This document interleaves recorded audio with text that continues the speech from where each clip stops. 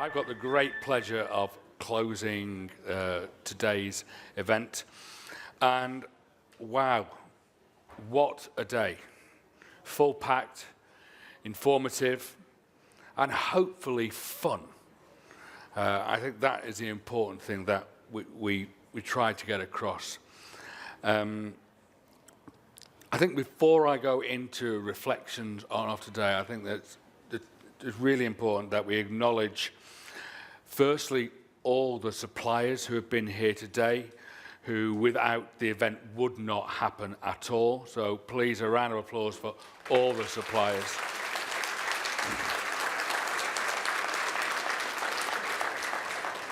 Obviously, a great thanks to Nolex for partnering with this to put on Healthcare Catering Live 2024, and it has been, hopefully you understand, a great success.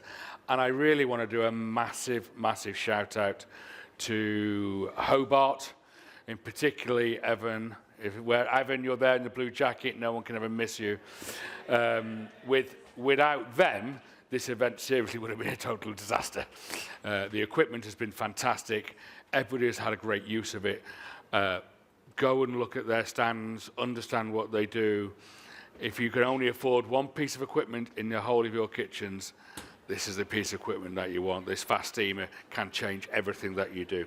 I'm not on commission either, so you can know that.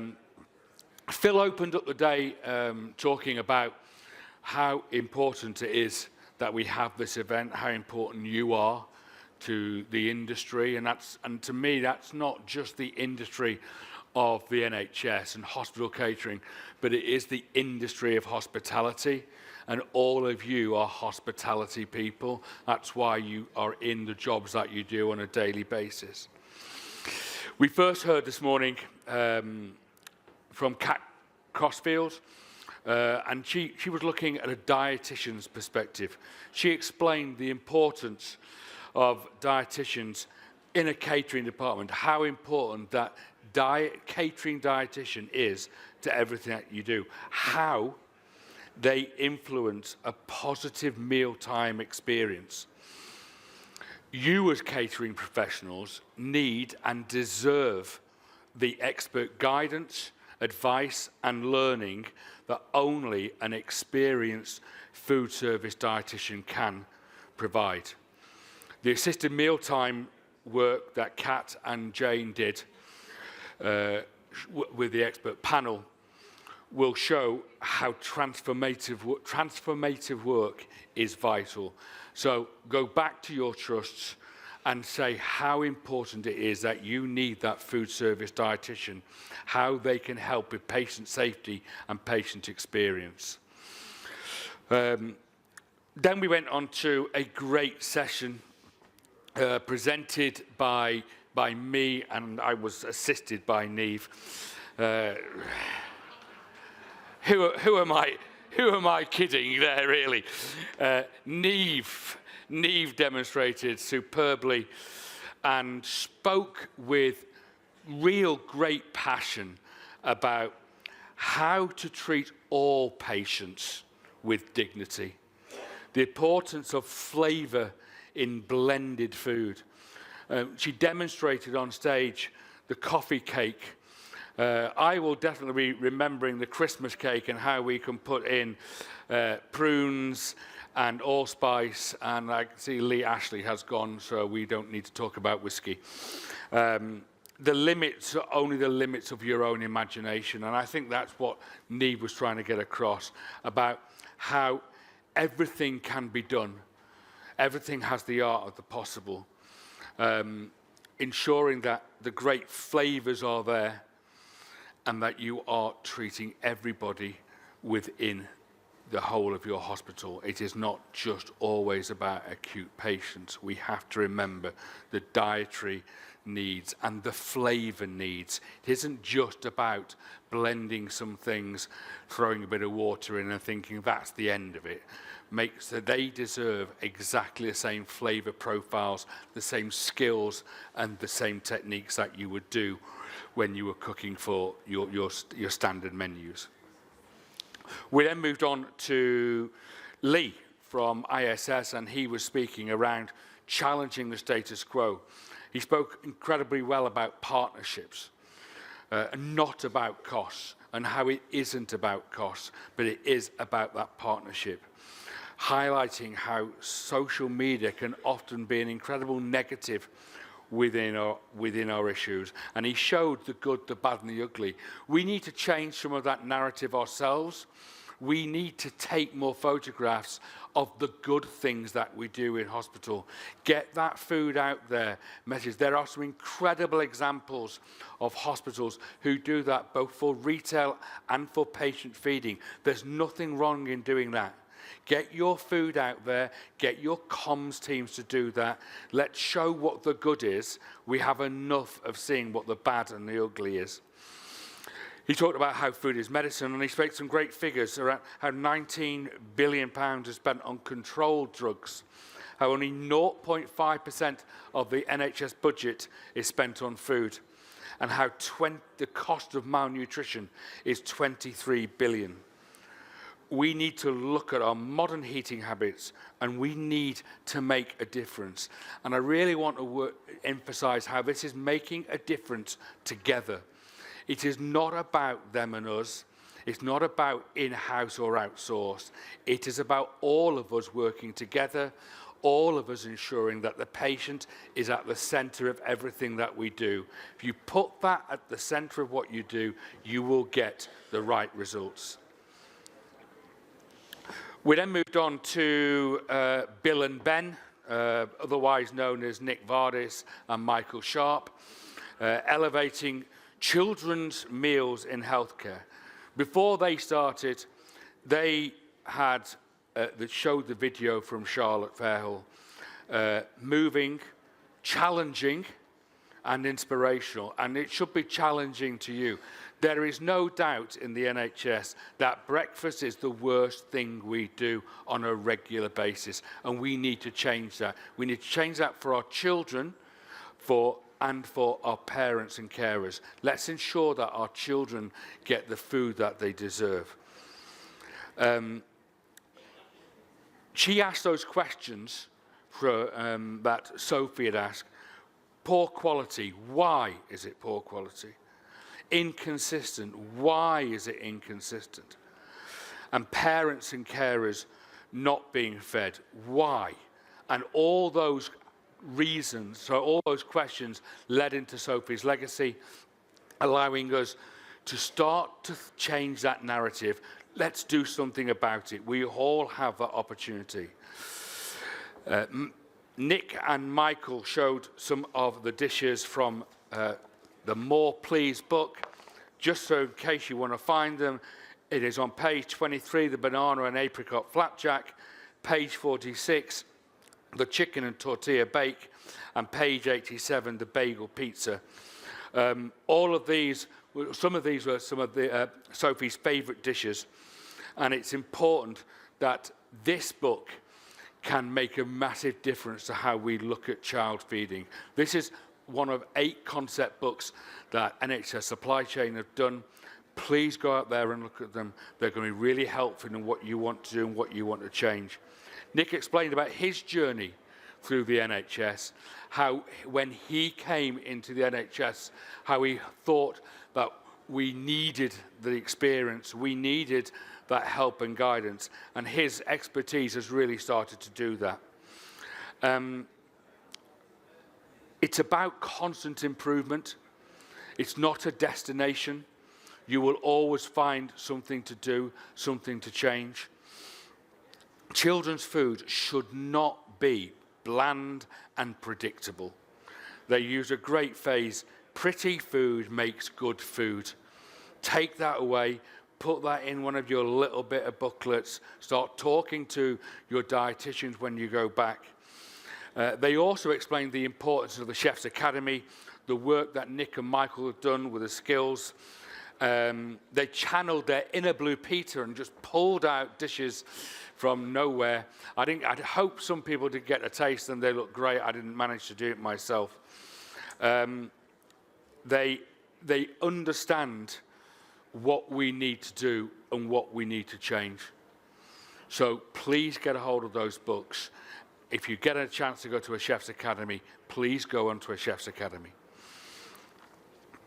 And then our last session before our lunch was driving sustainable change in healthcare. And this wasn't necessarily about sustainability and everything being about net zero and everything being about carbon reduction. What Idris was trying to show is that the change needs to be sustainable. Change for one day isn't change at all. And we are so poor at that. You know, we all work in the NHS. We understand. You will go back to your trust and you'll have Golden Patient Week, you will have PJ Paralysis Week, Falls Week, this week, that week, let's do this, let's do that. And it gets happened for 1 week and then you move on to another objective and let's do something else. That isn't change. And Idris was trying to get across the message of how important sustainable change is. If you are going to spend that time making differences, let's make certain it's sustainable. Patients get a meal, whatever, and that is something that you do. But let's make those meals count for something. Let's make it work to their recovery. Food, we all need to understand the unique pressures that you're on, and one fit will not do everything. You have to understand that and go back to your trust and make it adapt for yourself. The great words that I wrote down here that he wrote, which was the culture, environment of understanding. Create that environment of understanding. Leadership is from the top down. And sometimes you might have to manage up to tell them what to do. The hospital standards, the 8 mandatory standards are there. Help them, use them to help you. Empower the catering team. That was a great word. Encourage a journey of wellness for all staff, because all staff can be potential patients. So the food you're serving in your retail areas is as important as the food that you're serving to your patients. Take small steps. We had lunch. I had lots of people moaning that you couldn't get lunch. Some people ran downstairs to get the lunch. Larry, didn't you? There was lunch downstairs, apparently. But the rest of you were able to taste the superb venison that both Appetito and Boncolina have produced and will be launching in the very near future to be on your hospital menus for those who have ready prepared meals. So please get having a look at those. Speak to the people about that. I unfortunately missed the 2 sessions. The first 2 sessions afternoon were all about your gut. I didn't manage to see those, unfortunately, but Alana was speaking around how 25% of the UK suffer from gut health. And that a quarter of those people experience a mental health problem. We know how important mental health is for everybody.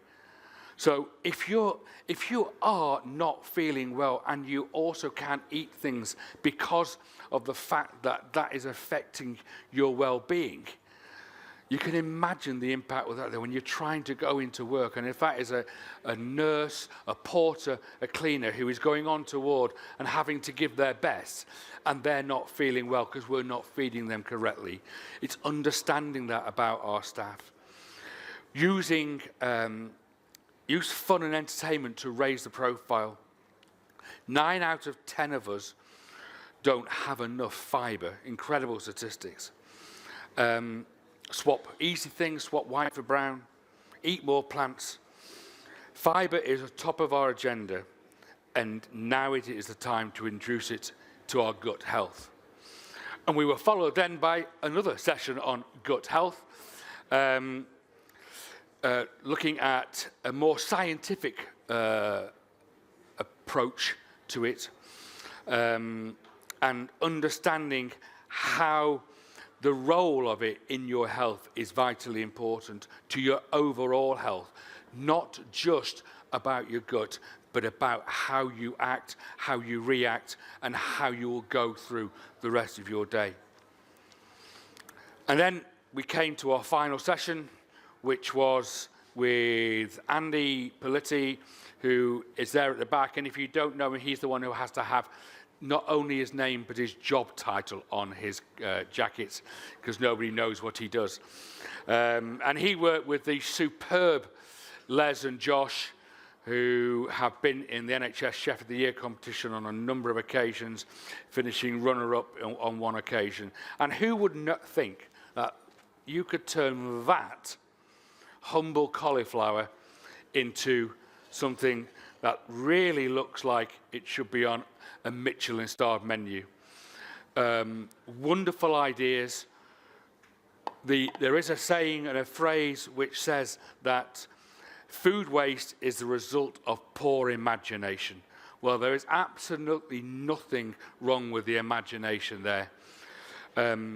They've got a puree, they've got a steak, they've got Barney Banger. I think you said it 7 different ways, Andy, so that must have been very difficult. Pickles, crisps, rice, textures. Food is about taste and texture. We started this morning about looking at one way of a texture, and we ended the day by looking at other types of texture, ensuring that we use everything that we can do. Great flavors, great presentation, and showing how easily it can be done. Next, what is next? What is the challenges? Where are the barriers? What can we do to help you? Well, firstly, we have the menu bank, which is launched soft currently, but will be available to everybody. Over 200 recipes in there. All have been nutritionally analysed. Every one has been tested for scale. They've all been carbon rated. They all have low carbon recipes in there. They're not wildly stupid recipes. They are there. There's reimagined. There are 11 chili recipes on there, 7 lasagna recipes on there, enabling you to mix and match. Do you want to take out 30% of your beef and put in 30% of your lentils? Do you want to swap your beef out and put venison in there? All those recipes are there for you. You're able to pick them. It's not there seen as a one-stop for all your menus. It's there for you to enhance your menus and to get that balance of where you want to get that carbon reduction, but you're also looking to ensure that patient gets the right feeding. And then also, it would be remiss for us not to talk about NHS Chef. NHS Chef 24 is coming to its conclusion in York between the 14th and the 18th of October, where there are 16 incredibly talented NHS chefs, 8 different teams. They'll be battling it out for the Supreme Champion of 2024. Look out for Chef 2025. It's our 5th anniversary. There will be 5 heats around the country. We're going to 10 finalists rather than 8, so a wider opportunity for you. And it doesn't have to be just chefs. If you have a great chef and you have an aspiring kitchen porter, catering assistant, team them up together. That can work. If you have a trust and you have small kitchens and you have 4 or 5 hospitals and trusts, you can enter as a trust. So you could take one chef and a catering assistant from 2 different hospitals and put them together. Giving that experience to those chefs is invaluable. So please look out for Chef 25 and look out for the menu bank. You in this room are the experts. You in this room are the future. With your passion and your imagination, NHS catering is and will be forever in safe hands. Go back to your hospitals, be inspired, and see you at Healthcare Catering Live 2025. Thank you.